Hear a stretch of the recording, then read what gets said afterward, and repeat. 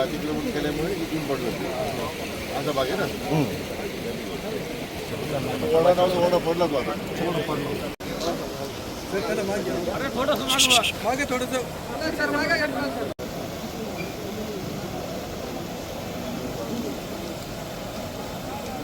हो साहेब.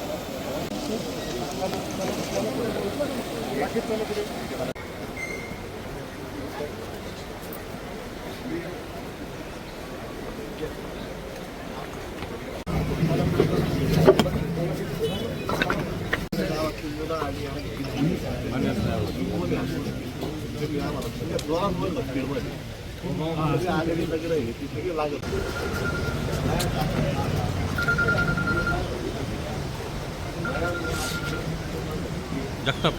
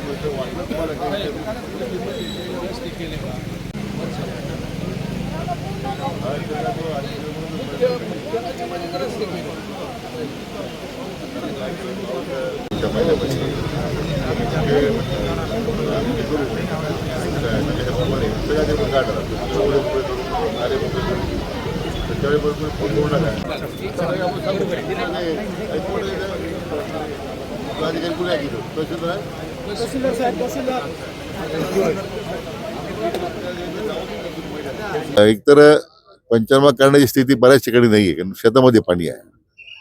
त्याचा विचार करून आता त्या भागातील सरसकट पंचनामे करावेत अशा प्रकारच्या सूचना मी जिल्हाधिकाऱ्यांना दिलेल्या आहेत. ज्यांची घरं वाहून गेली, घरं पडलीत, मी आता जिल्हाधिकारी महोदयांशी मी चर्चा करत होतो की आपण प्रधानमंत्री आवास योजनेतून जर त्यांना घर बांधण्यासाठी काही रक्कम देऊ शकलो, कारण त्या स्वतःच मालकी जागा असली तर तो एक पर्याय तपासून पहा म्हटलं. म्हणजे ताबडतोबीने त्यांना मदत करता येईल. नंबर एक, टेम्पररी शेल्टरमध्ये आपण नेहमी शाळा वगैरे आहे त्या किंवा कुठे सार्वजनिक जिथे जागा आहे तिथे लोकांना स्थलांतर करून ते मदत करतोय.